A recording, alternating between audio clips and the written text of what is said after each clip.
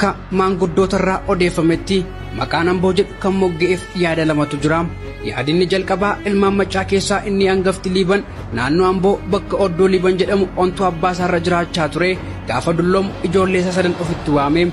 Ijoollee qabu sadan keessaa ammayyi hangafa ta'ullee wallisoo akka yaa'ee eebbisu, kuttaa'een akka caffee eebbisuu fi ammayyi malkaa akka eebbisu tumaadhaan Liiban ijoollee isaatiif eebbisee kennuudhaan lafas hireefi.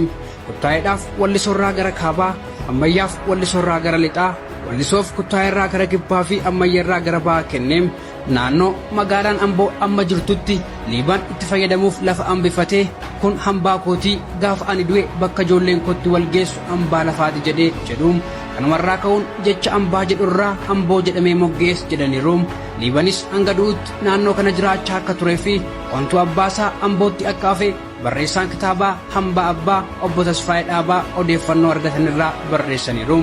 Gama biraatiin ammoo naannoo hamma hora Ayyeetu jedhamee waamamu hawaasi horiisaa hora obaafachaa waan tureef Liiban ijoollee isaa haratti hambisee. Kanaaf hambaa jedhanii otoo waamanii jechuma hambaa jedhurraa Amboo jedhanii moggaasan yaadni jedhus jira. Kanaaf walumaa galatti yaada lammanirraa hubachuu kan dandeenyu Amboo kan jedhu jecha hambaa jedhurraa akka dhufedha. Kanumaafis Amboo koo yaa hambaa lafaa waan jedhan fakkaata. Galatooma.